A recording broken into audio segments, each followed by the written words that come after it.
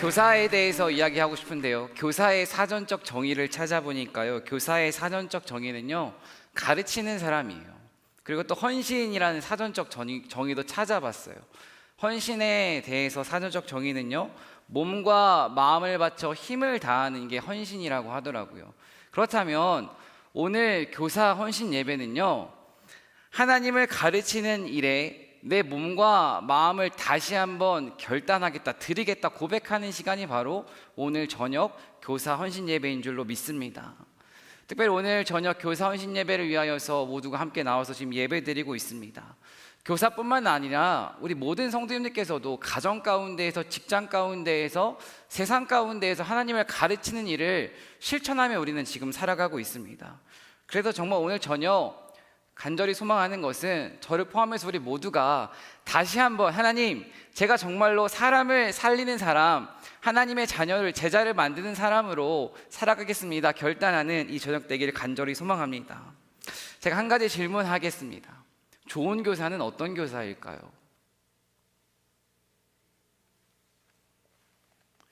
좋은 교사는 어떤 교사일까요? 저도 이 좋은 교사에 대해서 수많은 이야기를 들었고, 어제 저녁에도 제가 제 SNS를 통하여서 좋은 교사는 어떤 교사인지에 대해서 한번 조사를 해보았습니다. 그랬더니 21분께서 대답을 해주셨어요. 그 모든 이야기를 다 제가 가져올 수 없어서 몇 가지만 말씀을 드릴게요. 아이들을 편견 없이 바라보는 사람이 좋은 교사입니다. 교사라는 직분에 얽매이지 않고 학생과 함께 어우러지는 사람이 좋은 교사입니다. 입으로 가르치는 사람이 아니라 삶으로 가르치는 사람이, 가리키는 사람이 좋은 교사입니다. 사랑하기 어렵더라도 사랑해주는 사람이 좋은 교사입니다.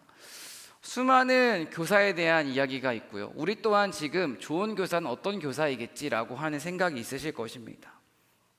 교사에 대해서 정말 다양한 생각들을 품고 계시겠지만, 특별히 저는 기독교 교육에서 말하는 좋은 교사에 대해서 말씀을 드리고 싶습니다.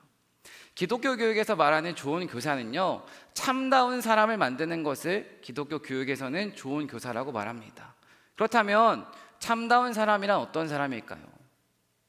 기독교 교육에서는 참다운 사람을 간단하게 하나님을 사랑하고 이웃을 사랑하는 사람이 바로 참다운 사람이라고 설명을 합니다. 하나님을 사랑하는 사람은요, 삶의 기준이 하나님입니다. 그렇기 때문에 어떠한 선택과 행동을 할 때 삶의 기준이 하나님이기 때문에 자신의 뜻을 포기하고 하나님을 위해서라면 자신의 삶을 아낌없이 드립니다. 그 사람이 바로 하나님을 사랑하는 사람입니다. 또 이웃을 사랑하는 사람은 어떤 사람일까요? 오늘 우리가 찬양으로 고백한 것처럼 이웃을 사랑하는 사람은요, 다른 사람을 살리는 사람입니다. 물론 가장 중요한 것은 복음을 전하고 그들의 영혼을 주님께로 인도하는 것이 가장 큰 이웃 사랑의 최고입니다. 하지만 그것을 제외하고 다른 것을 생각해 보자면, 누군가의 슬픔과 아픔을 외면하지 않고 그들의 눈물을 닦아주기 위해서 기꺼이 찾아가고 내 어깨를 내어주고, 또한 우리의 말과 생각과 행동을 통해서 누군가에게 상처를 주고 짓밟아 버리는 것이 아니라 그 영혼을 세워주고 격려해주고 다독여주는 것이 바로 이웃을 사랑하는 사람, 사람을 살리는 사람입니다.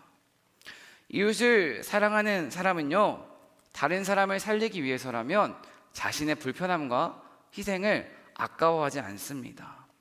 그리고 참다운 사람, 하나님을 사랑하고 이웃을 사랑하는 그 사람을 통해 하나님의 사랑은 비로소 세상에 전해질 수 있습니다. 사랑하는 성도 여러분, 교회학교 다음 세대의 목적은요, 교회 잘 나오는 아이들을 만드는 것이 교회학교의 목적이 아닙니다. 교회의 목적도 그냥 단순하게 교회 다니는 성도들을 만드는 것이 교회의 목적은 아닙니다. 정말로 하나님을 사랑하고 이웃을 사랑하며 참된 그리스도인, 참다운 사람을 만드는 것이, 죽은 영혼을 살리는 것이 교회의 목적이자 교회학교의 목적인 줄로 믿습니다. 하지만 우리는 지금 시대 가운데에서 살아가다 보니 때로는 목적과는 전혀 다른 모습으로 살아가는 우리의 그런 생각을 발견할 수가 있는데요, 특별히 저는 기독교 교육의 목적이 참다운 사람을 만드는 것인데, 한 영혼을 소중히 여기는 것인데, 어느 순간 교회 가운데에도 세상의 문화가 스며들어서 우리도 모르는 사이에 세상을 쫓아가고 있는 모습들이 있다는 것을 발견할 수가 있습니다. 흔히 세상에서는 경쟁을 이야기하죠. 세상은 경쟁 사회입니다. 그래서 1등부터 꼴찌까지 중학교에 입학하는 순간 줄을 세웁니다. 그래서 너는 1등, 너는 12등, 너는 32등. 그래서 32등인 친구는 알게 모르게 1등 친구 앞에서 기가 죽습니다. 이게 바로 세상에서 말하는 경쟁 사회의 첫 시작입니다. 그런데 저 또한 이 경쟁에 대해서 알게 모르게 경계해야 된다는 것을 알고 있지만, 제 사고 가운데에서도 이 경쟁 의식이 자연스럽게 스며들었다는 것을 최근에 한번 느낀 적이 있습니다.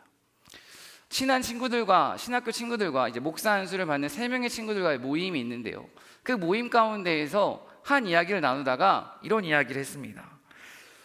친구야, 너희 청년부 어때? 했더니 몇 명에서 몇 명으로 부흥했어, 이렇게 말을 하더라고요. 그래서 2배나 부흥했네? 야, 너 참 대단하다, 이런 말을 했어요. 또 한 번은요, 야, 그 친구가 어디 교회로 갔대? 분당에 있는 만락교회로 갔대. 와, 그렇게 큰 교회로 불려갔다고? 야, 그 친구 정말 대단한데? 방금 제가 2가지 스토리를 이야기했는데요, 첫 번째는 2배 부흥했다는 이야기를 했고요, 두 번째는 큰 교회로 갔다는 이야기를 했습니다. 그리고 그걸 보면서 대단하다, 어떻게 그 교회를 갔지? 이 이야기를 했습니다. 그런데 이러한 말을 하는 저희들의 깊은 내면 가운데에는 숫자와 규모로 판단하는 그 모습이 저희들 내면 가운데 있다는 것을 저희 3명이서 공통적으로 발견을 했습니다. 목사님께서도 오늘 주일 예배 설교를 하시면서 숫자와 규모가, 크기가 교회의 교회됨을 증명하지 않는다고 말씀하셨습니다. 우리가 정말 기억해야 되는 것은요, 눈에 보여지는 모습이 우리의 진짜 믿음이 아니라는 것을 반드시 기억하면서 우리가 신앙생활을 해야 하는 줄로 믿습니다. 특별히 오늘 교사원신 예배를 준비하면서 또 숫자와 규모에 대한 묵상을 하면서 제가 겪었던 또 한 가지 에피소드가 생각이 났습니다. 제가 담당하고 있던 부서가 정말로 하나님의 은혜로 부흥하고 있는 모습을 지켜본다는 것은 사역자로서 정말 보람차고 정말 행복하더라고요. 정말로 그렇게 숫자가 늘어나고 역동성이 생기고 하나님의 사역들을 많이 감당하는 그 모습을 지켜보면서 와, 진짜 행복하구나, 이런 경험을 한 적이 있습니다. 그래서 제 마음 가운데 보람과 기쁨과 행복이 가득했는데요, 그때 당시 제가 섬기고 있던 교회 목사님께서 저를 불러가지고 한 가지 질문과 한 가지 말씀을 하셨습니다. 한 가지 질문은요, 어떤 질문이었냐면요, 성전도사, 지금 죽어도 천국 갈 수 있다고 말하는 애들 몇 명이야? 이 질문을 하셨습니다. 그리고 한 가지 말씀은요, 하나님은 네가 몇 명 목회하는지에 관심이 없으셔. 하나님이 관심 있어 하시는 것은 네가 몇 명 예수님 진짜 믿게 했는지에 관심이 있으셔. 교만 떨지 마, 이 말씀 하시더라고요. 그리고 나서요, 그 다음 주에 제 마음 가운데 좀 오기가 생겼어요. 그래도 열심히 사역했는데 천국 구원의 확신 있는 친구들이 있겠지, 당연히 있겠지. 그래서 설교 시간에 가서 설교를 하고 마지막 무릎 꿇고 기도를 하고 질문을 했습니다. 지금 다 눈 감아봐. 지금 죽으면 천국 갈 수 있는 친구들 다 눈 감았으니까 손 들어봐. 몇 명 들었을까요? 70명 정도 되는 아이들 가운데에서 10명도 안 되는 아이들이 손을 들었습니다. 그 가운데는 모태신앙인 아이들도 있고 저와 3년이라는 시간 동안 함께 했던 친구들도 있었거든요. 그 모습을 지켜보는 순간 제 마음 가운데에는 이거 뭐지? 이거 정말 괜찮은 건가? 그리고 그날 저녁 참 많은 생각을 했습니다. 나 정말 하나님께 칭찬받는 주의 종으로 살아가고 싶었는데, 하나님이 기뻐하시는 사명, 교사의 사명 감당하고 싶었는데 눈에 보이는 숫자에 취해가지고 정작 구원의 확신조차 심어주지 않고 난 뭐하고 있는 거지? 이런 생각을 하며 하나님 앞에 깊이 회개하는 시간이 있었습니다. 사랑하는 성도 여러분, 또 사랑하는 교사 여러분, 부흥에 있어서 정말 중요한 것은요, 눈에 보이는 숫자가 아닌 줄로 믿습니다. 숫자보다 중요한 것은 믿음입니다. 아멘이십니까? 규모보다 중요한 것은요, 한 명 한 명이 얼마나 하나님과 깊은 관계를 맺고 있느냐, 그게 정말로 중요한 것입니다. 저는 오늘 교사헌신 예배 말씀을 에스라 말씀을 준비해서 왔습니다. 특별히 에스라에는 이스라엘 백성들이 바벨론 포로로 끌려가서 다시 하나님의 은혜로 회복을 얻어 이스라엘로 돌아오는 이야기가 담겨 있는데요. 에스라에는 1차, 2차 포로 귀환 이야기가 담겨 있고요. 느헤미야에는 3차 포로 귀환 이야기가 담겨 있습니다. 이렇게 이스라엘 백성들은 총 3번에 걸쳐서 바벨론에서 이스라엘로 돌아오는 여정을 거칩니다. 1차 귀환은요, 에스라 1장부터 6장까지 내용 가운데 담겨 있습니다. 이 내용 가운데에는 스룹바벨을 중심으로 이스라엘 백성들이 바벨론 포로에서 풀려난 이스라엘로 돌아와서 성전을 재건축합니다.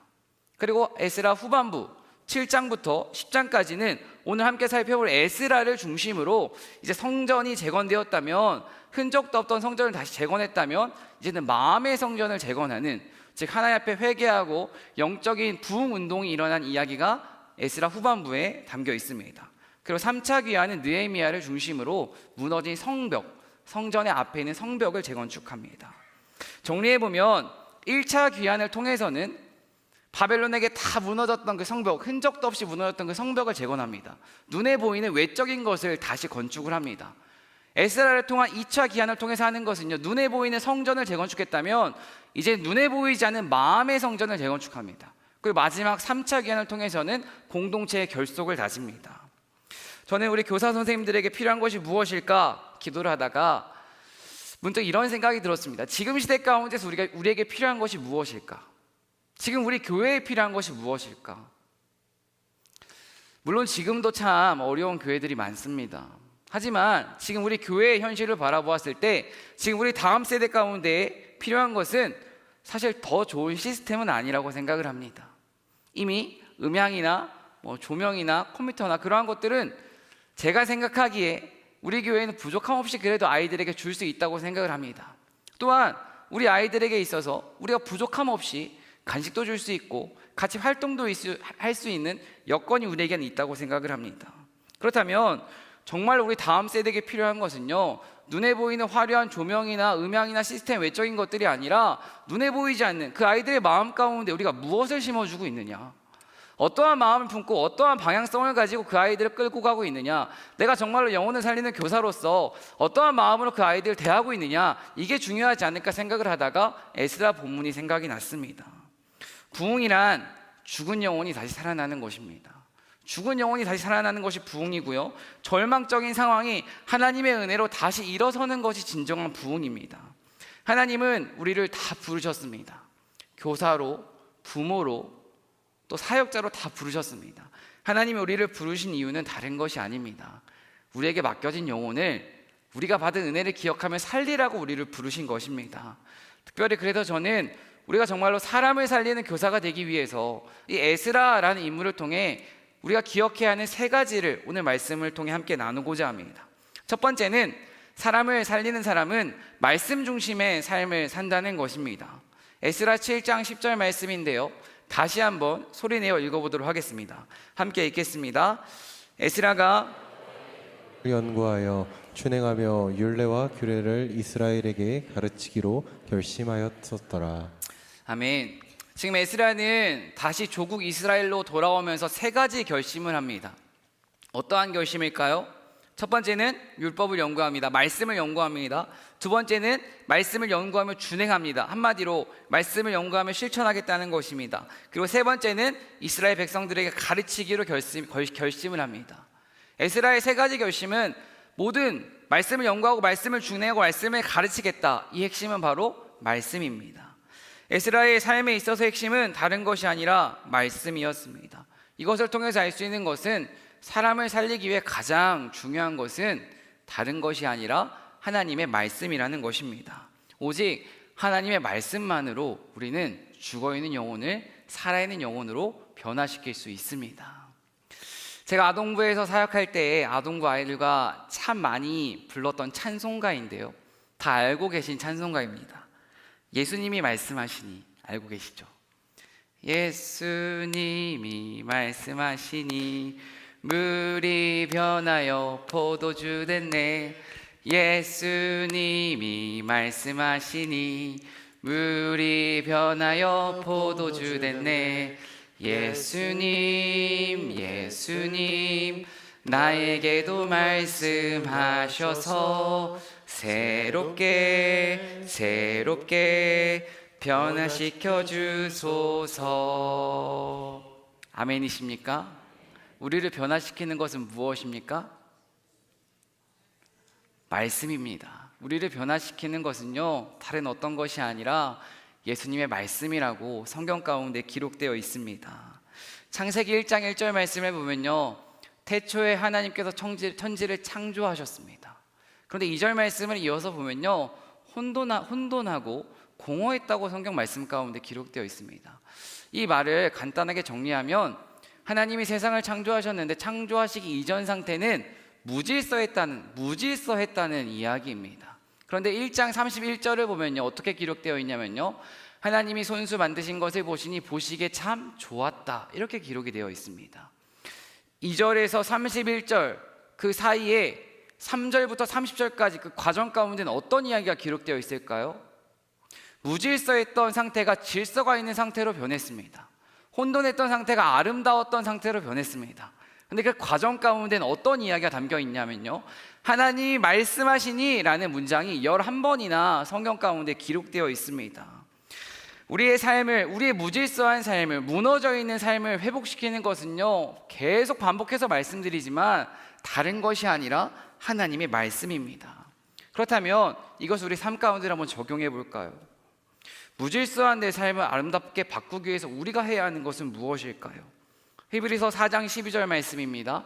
하나님의 말씀은 살아있고 힘이 있어서, 하나님의 말씀은 살아있다고 성경 가운데 기록되어 있습니다. 이게 어떤 내용이냐면요, 하나님의 말씀은 살아있기 때문에 하나님의 말씀은 성경 속에서만 이루어지는 이야기가 아니라 2023년 5월 14일 살아가고 있는 지금 내 옆에서도 하나님의 말씀은 역사할 수 있다는 것을 성경은 우리에게 제시하고 있습니다. 중요한 것은 내가 나를 살릴 수 있는, 나를 살려주는 하나님의 말씀 앞으로 내가 나아가고 있느냐, 나아가고 있지 않느냐, 이것이 중요한 것입니다. 싱크홀이라는 단어 들어보셨어요? 네. 한국에서도 싱크홀이라는 단어가 이제는 많이 알려졌더라고요. 그리고 실제로 그 일이 일어나더라고요. 갑자기 땅이 푹 꺼지는 현상입니다. 과학자들이 왜 갑자기 땅이 푹 꺼질까 연구해봤다고 합니다. 연구해보니까요, 그 이유는 지각을 떠받치고 있는 지하수층이 너무나도 약해지고 고갈돼서 힘이 사라진 것입니다. 그래서 더 이상 지반을 받쳐줄 수가 없어가지고 땅이 꺼진다고 과학자들이 말하더라고요. 그러면 우리 삶을 한번 생각해 볼까요? 우리 삶을 받쳐주는 지반은 무엇이어야 할까요? 말씀이어야 합니다. 가정을 지탱하는 것, 교회를 지탱하는 것, 교회 학교를 지탱하는 것은 다른 것이 아니라 하나님의 말씀이어야 합니다. 하지만 그 말씀이 어느 순간 세상의 소리, 나의 뜻, 나의 경험, 나의 지식으로 바뀌었습니다. 그러다 보니까 결정적인 순간에 우리는 싱크홀, 땅이 갑자기 푹 꺼지는 것처럼 어떠한 위기나 문제가 찾아왔을 때 그것을 견뎌낼 수 있는 힘이 있는 것이 아니라 힘없이 푹 꺼지고 마는 것입니다. 정말 이 시간 스스로 생각해 보셨으면 좋겠는데요, 우리 가정 가운데 중심이 말씀이십니까? 교회 학교 회의 많이 하시죠? 회의의 중심 가운데 말씀이 있으십니까? 서로 큐티 말씀을 나누고 기도 제목을 나누고 감사 제목을 나누고 하나님의 뜻이 무엇일까 물어보고 기다리며 기도하는 그러한 과정들이 그 회의 가운데 있으십니까? 내가 정말 오늘 하나님이 주시는, 나에게 주신 그 말씀을 묵상하며 이 말씀을 나에게 맡겨진 영혼들에게 어떻게 적용해 주지? 우리 목장에 이런 아이들인데 그 아이에게 내가 어떻게 도움을 주지? 그 부모에게 어떻게 기도해 주지? 말씀을 어떻게 힘을 줄 수 있지? 이러한 고민이 있으십니까? 이러한 고민이 없으시다면 오늘 다시 한번 도전하시길 간절히 소망합니다. 우리가 속지 말아야 하는 것이 있습니다. 한번 띄워주실까요? 정말 우리가 속지 말아야 하는 것은요, 아이들이 진정 원하는 것은 세상의 흐름이 아닙니다. 아이들이 진정 원하는 것은 하나님의 말씀입니다. 왜냐하면 아이들도 하나님께서 창조하신 창조물이기 때문에 이들의 마음 가운데도 결국엔 하나님의 말씀을 갈망하는 것들이 있습니다. 그래서 우리가 분별력을 품고 사역을 할 때 기억해야 되는 것은 내가 세상의 흐름을 따라가고 있는지 하나님의 말씀을 따라가고 있는지를 늘 분별하며 하나님의 지혜를 구하셔야 합니다. 정말 우리 교회 학교에 필요한 것은요, 겉만 화려한 공갈빵 같은 것이 아닙니다. 겉만 화려해서 다른 사람들이 보기에 우아하는 그런 게 우리에게 필요한 것이 아닙니다. 겉만 화려하고 속이 비어있다면 그것이 무슨 의미가 있습니까? 싱크홀처럼 무너질 뿐입니다.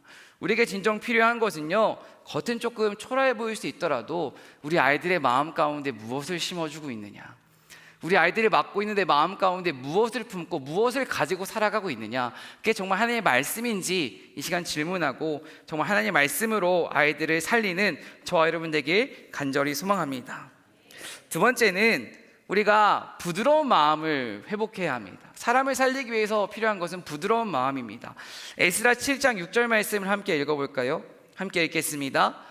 바로 그 에스라가 바빌로니아에서 돌아왔다. 그는 주 이스라엘의 하나님이 주신 모세의 율법에 능통한 학자이다.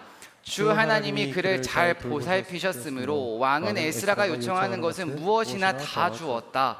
아멘. 여기서 중요한 것은요, 지금 에스라가 필요로 하는 것은 왕이 다 주었습니다. 이것을 한번 기억하고 10장 1절 말씀을 한번 읽어보시겠습니다. 함께 읽겠습니다. 에스라가 하나님의 성전 앞에 엎드려 울면서 기도하며 죄를 자백하자. 여기까지입니다. 에스라는 지금 한 나라의 왕 한 나라의 왕에게 지금 신뢰받고 있는 인물입니다. 무한 신뢰받고 있습니다. 에스라가 원하는 것은 다 들어주었다고 성경이 기록하고 있습니다. 이렇게 왕에게 인정받는 존재가 지금 에스라입니다. 그런데 이렇게 인정받는 존재 에스라가 이스라엘 백성들이 무너지고 영적으로 타락한 모습을 보고 울며 기도하고 있습니다. 이런 생각이 들었습니다. 왕에게 신뢰를 받고 있는 인물이라면 부족함 없이 살아가고 있을 텐데, 다 누리면서 살아가고 있을 텐데, 굳이 그 백성들을 신경 쓰지 않아도 그 사람의 인생에 아무 문제가 되지 않을 텐데, 에스라는 지금 울며 하나님 앞에 기도하고 있습니다. 에스라에게는 어떤 마음이 있었을까요? 이것을 한번 묵상해 보았습니다. 지난 월요일 이 에스라 말씀을 하나님 앞에 붙잡고 한 주 동안 가장 고민했던 것이 바로 에스라는 어떤 마음이었을까였습니다. 에스라는 정말 어떤 마음을 품고 기도하고 있었을까요? 저는 한번 세 가지로 생각을 해보았습니다. 백성들을 향한 긍휼의 마음이 있지 않았을까요? 두 번째는 약자들을 향한 따뜻한 마음이 있지 않았을까요? 그리고 세 번째는 슬픈 자와 함께 슬퍼할 수 있는 공감의 능력이 에스라에게는 있지 않았을까요? 공감의 능력과 따뜻한 마음과 긍휼의 마음, 이 세 가지를 저는 부드러움이라고 정리를 해보았습니다. 최근 이 부드러움에 대해서 참 인상 깊었던 이야기를 들은 적이 있습니다. 제가 찬석 전도사님과 함께 큰 마음을 먹고 운동을 시작해야겠다 다짐을 했습니다. 근 2주 동안 흔히 요즘 친구들이 하는 말로 제가 입이 터졌습니다. 어떤 말이냐면요, 너무 배고파요. 먹어도 배고파요. 점심 먹고 사무실 들어오면 과자를 또 먹고 싶어요. 과자 먹고 20분 지나면 옥수수가 먹고 싶어요. 성도님들이 무엇을 갖다 주면 예전에는 어떡하지? 배부른데였는데 이제는 밥만 먹을까? 집에 가져가서 먹을까? 심지어 오늘 제가 어떤 이야기를 했냐면요, 치킨이 왔는데 그 치킨을 집에 가져가서 오늘 밤에 먹고 싶더라고요. 이 정도로 제가 지금 요즘 입이 터져가지고 이렇게 살이 차오르고 있는데요. 찬석 전사님과 같이 이야기를 하다가 큰맘 먹고 한번 운동을 제대로 배워보자. 겉핥기식으로 하지 말고 제대로 배워보자. 일단 상담을 먼저 받아보자 이야기를 하고 상담을 받으러 헬스장에 갔습니다. 참 훌륭하신 선생님께서 저희 앞에 앉으셔서 저희 두 명과 이야기를 나누기 시작했습니다. 이런저런 이야기를 하다가 그분이 문득 저희 몸을 이렇게 만져보시더니 이런 이야기를 하시더라고요.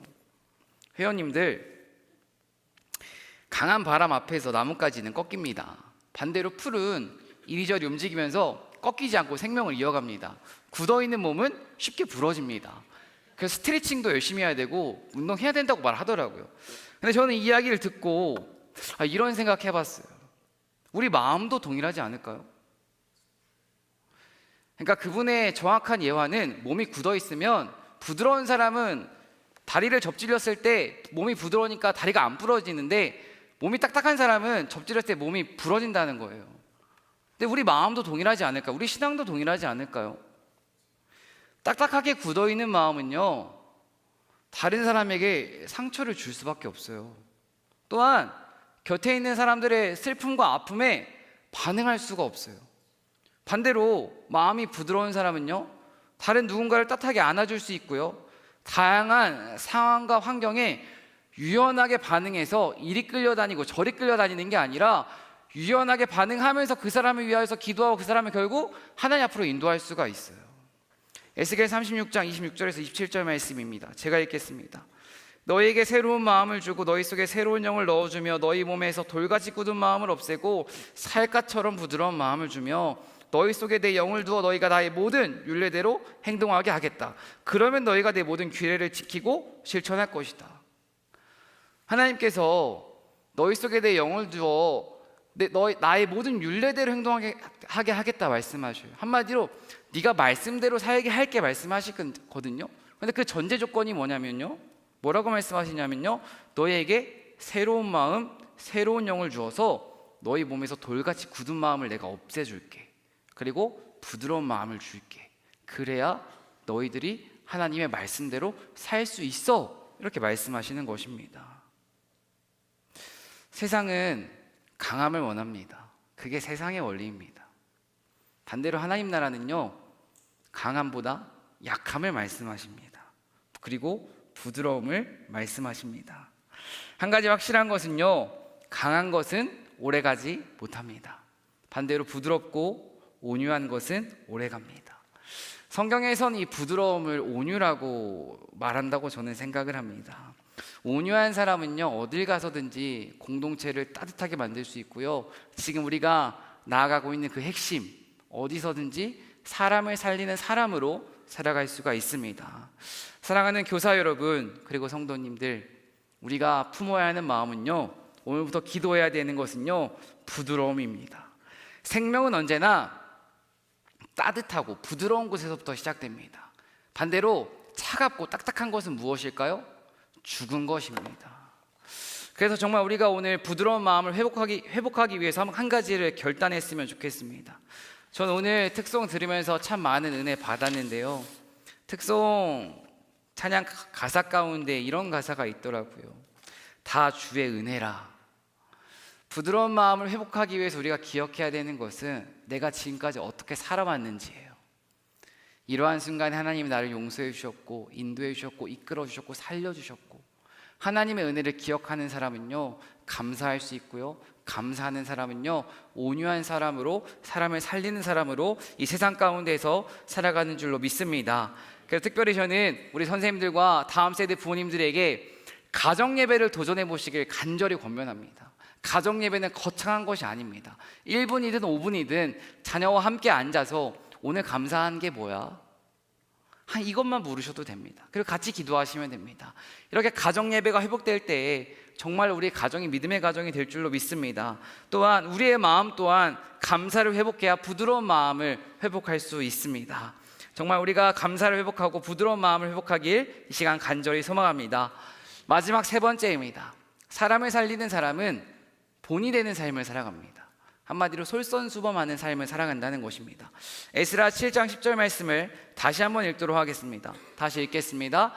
에스라가 여호와의 율법을 연구하여 준행하며 율례와 규례를 이스라엘에게 가르치기로 결심하였더라. 아멘. 정말 오래전에 읽었던 책인데요, 삶으로 가르치는 것만 낫는다라는 책이 있었습니다.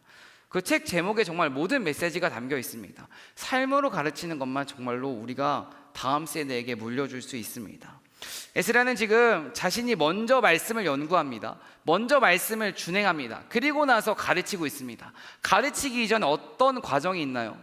내가 먼저 말씀을 치열하게 연구하고 말씀을 준행한다는 것, 실천하는 것입니다. 한마디로 내가 먼저 살아내고 가르친다는 것입니다. 이것을 통해서 우리가 한 가지 깨달아야 하는 것은, 지금 나는 누군가를 가르치고 누군가와 함께하고 있을 때 어떤 마음으로 가르치고 있느냐를 한번 생각해 보아야 합니다. 예수님은 결코 우리에게 말씀하실 때 돌격 앞으로라고 하시지 않았습니다. 너 앞으로 가봐 라고 하시지 않았습니다. 예수님은 우리에게 늘 이렇게 말씀하셨습니다. 나를 따라와라. 이 말은 내가 먼저 걸어갈게, 따라와, 이렇게 말씀하시는 것입니다. 한마디로 내가 본을 보일게, 나만 따라와, 이렇게 말씀하시는 것입니다. 우리가 정말로 기억해야 되는 것은 좋은 교사가 되기 위해서, 좋은 부모가 되기 위해서, 하나님을 기쁘시게 하는 성도가 되기 위해서는 우리가 먼저 그 말씀을 따라서 말씀을 더 알기를 힘써야 되고 그 말씀대로 살아가기를 더욱더 기도해야 하는 줄로 믿습니다. 그렇게 될 때 우리는 진정 다음 세대에게 또 우리의 자녀들에게 하나님의 말씀을 아름답게 가르칠 수가 있습니다. 에스라 9장 3절과 4절 말씀인데요, 여기서도 우리는 에스라가 먼저 솔선수범을 보이는 모습을 발견할 수가 있습니다. 3절은 제가 읽겠습니다. 내가 이 일을 듣고 속옷과 겉옷을 찢고 머리털과 수염을 뜯으며 기가 막혀 앉으니. 4절입니다. 이에 이스라엘의 하나님의 말씀으로 말미암아 떠는 자가 사로잡혔던 이 사람들의 죄 때문에 다 내게로 모여오더라. 내가 저녁 대사 드릴 때까지 기가 막혀 앉았더니. 아멘. 3절 말씀을 보니까요, 에스라가 옷을 찢고 하나님 앞에 회개하고 있습니다. 지금 에스라가 먼저 하나님 앞에 회개했습니다. 4절의 첫 시작이 무엇입니까? 이해입니다. 참 중요한 단어입니다. 에스라가 먼저 회개를 하니까 사람들이 같이 와서 하나님 앞에 엎드려 회개하기 시작합니다. 에스라 10장 1절 말씀 가운데에도 동일한 말씀이 다시 기록되어 있습니다. 에스라가 하나님의 성전 앞에 엎드려 울면서 기도하며 죄를 자백하자 이스라엘 사람도 남자 여자 어린아이 할 것 없이 많은 무리가 에스라 주변에 모여서 큰 소리로 슬피 울었더라. 누가 먼저 시작했습니까? 에스라가 먼저 시작했습니다. 에스라가 먼저 하나님 앞에 엎드려서 회개하고 기도하자 에스라 그 한 사람의 행동을 통해서 그 부흥이 전염되기 시작했습니다. 혼자만 하나님 앞에 엎드린 것이 아니라 한 사람의 눈물의 기도를 통하여서, 한 사람의 부흥 운동을 통하여서 그게 전염되기 시작하더니 한 나라가 하나님 앞에 회개 부흥 운동을 시작합니다. 오늘 말씀을 준비하면서 저 스스로 돌아본 것이 있습니다. 나는 한 가정의 아들로서 부모에게 어떤 삶을 보여주고 있는가? 나는 한 교회의 부교역자로서 어떤 삶을 살아가고 있는가? 청장년을 맡고 있는 담당 사역자로서 나는 정말 그들을 위하여서 그들의 기도 제목을 받고 정말 기도하고 있는가? 이렇게 질문해 보았을 때 참 부끄럽더라고요. 쉽지가 않더라고요. 진정한 힘은 결코 말에 있지 않습니다. 그 사람이 어떤 삶을 살아가느냐가 진정한 힘인 줄로 믿습니다. 내가 먼저 사랑하고 먼저 용서하고 먼저 섬기고 기도하는 모습을 통해 우리의 신앙은 다음 세대에게 아름답게 전수될 수 있습니다. 먼저 솔선수범하는 그 한 사람을 통하여서 사람을 살리는 하나님의 역사는 이 시대 가운데 지금도 일어날 수 있습니다. 슈바이처가 이런 말을 했더라고요. 모범을 보이는 것은 남에게 영향을 미치는 좋은 방법이 아니라 유일한 방법이다. 슈바이처도 믿음의 사람이었습니다. 사랑하는 성도 여러분, 오늘부터 우리가 기도해야 할 것이 있습니다. 사랑해라 말하기 전에 내가 먼저, 용서해라 말하기 전에 내가 먼저, 아이들에게 책 좀 읽어라 말하기 전에 내가 먼저, 스마트폰 게임 좀 그만해라 말하기 전에 내가 먼저 TV를 꺼야 합니다. 그래야 우리 아이들에게 본을 보일 수 있습니다. 우리도 연약합니다. 우리도 부족합니다. 그렇기 때문에 하나님의 은혜가 필요한 것입니다. 정말로 저도 오늘 말씀을 준비하면서 제가 함께했던 다음 세대의 시간들을 다시 한번 돌아보는 시간들이 있었습니다. 반주해 주실까요? 한 번은 이런 경험이 있었어요. 중고등부 사역할 때였는데요.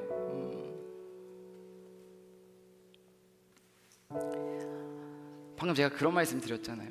아이들은 우리 본 모습 그대로 따라한다고.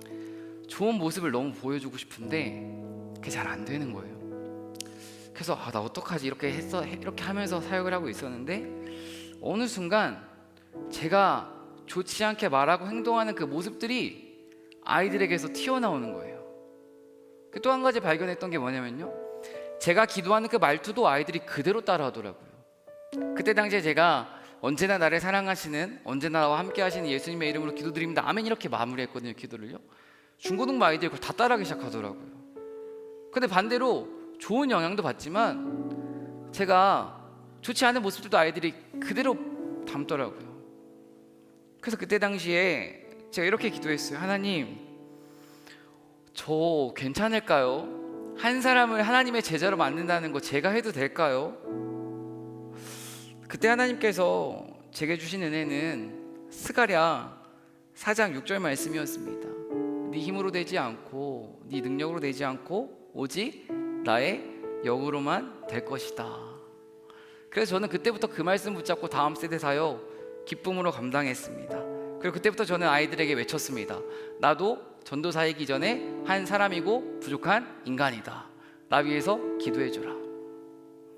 그렇게 시간이 지나서 그때 중고등부 때 우리 교회에 와서 혼자 교회에 와서 혼자 믿음 지키고 부모님 핍박 이겨서 지금까지 지켜온 한 친구가 최근에 저에게 편지를 보냈습니다. 다음 세대 사역자분들 계신데 진짜 힘들어요. 중고등부 사역 진짜 힘들거든요. 저는요 중고등부 사역할 때 어떤 일이 있었냐면요, 답장을 너무 안 해주는 거예요. 카카오톡에 숫자 1이 없어지면 읽은 거잖아요. 몇 달 동안 1이 안 없어지는 거예요. 그래서 한 번은 그 1이 없어지는 거 보고 박수 쳤어요. 그리고 그 중학생 남자애가 이응 오 하나 보내는 거 보고 진짜 너무 행복했어요. 정말 힘들었어요. 근데 진짜 행복했어요. 근데 그 보람을 최근에 느꼈어요. 참 많이 이거를 어떻게 말씀드려야 될까 고민하다가 화면 띄워주시겠어요? 마지막까지 기도했는데요, 내용 잘 안 보이실 건데 중요한 내용만 제가 읽을게요. 거룩한 부담감, 불편함을 감당하며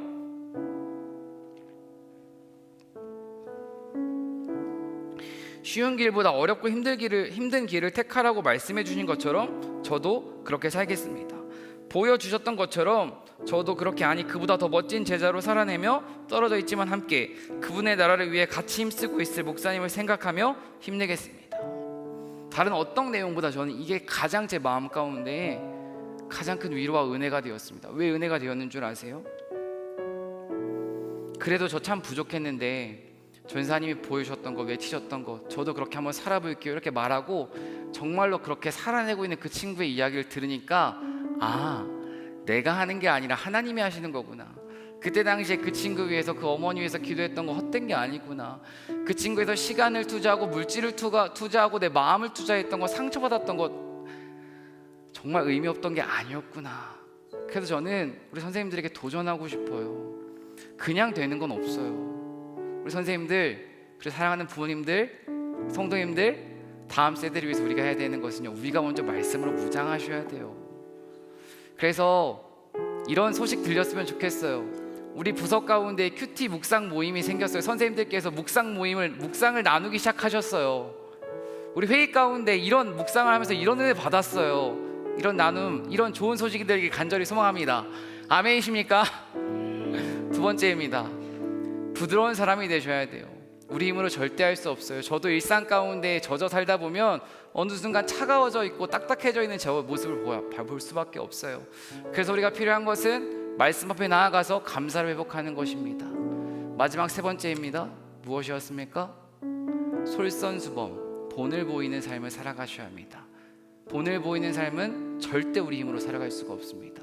오직 하나님의 능력으로만 본을 보이는 삶을 살아갈 수가 있습니다. 이 말씀을 기억하시면서 정말로 사람을 살리는 교사, 우리 신성교회 모든 성도님들 되시길 간절히 소망합니다. 주 부르심 따라 예수 이름 부르며 나의 인생을 드렸네. 이제와 돌이켜보니 그저 부끄러울 뿐 모두 다 주의 은혜라. 벼랑 끝에선 나를 주의 손이 이끌어 여기까지 인도하셨네. 하나님 사랑 날 떠나지 않고 끝까지 사랑하셨기에 오직 예수와 십자가만 바라보면서 나의 생명도 아낌없이 드리기 원하네. 내 노래가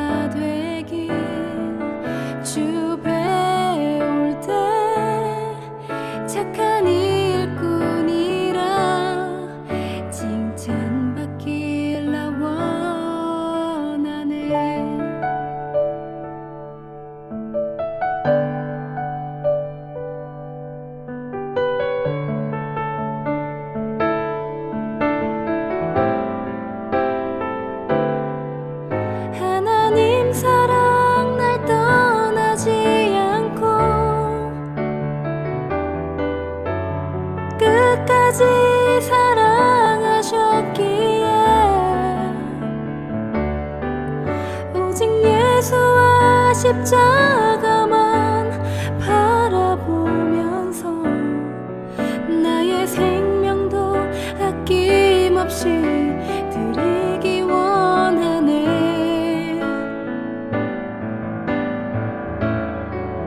내 노래가 상한 영혼 일으켜 다시 살게 하는 노래가 되길.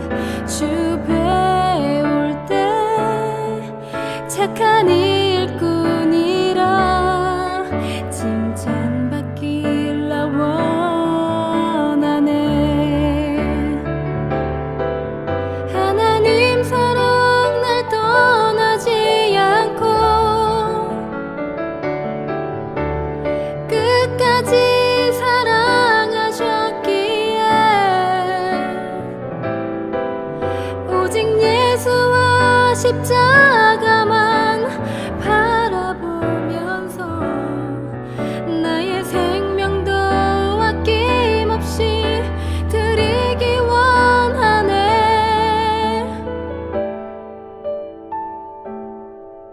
내 기도가 상한 영혼 일으켜 다시 살게 하는 기도가 되길. 주 배울 때 착한 일꾼이라 칭찬받기 나 원하네.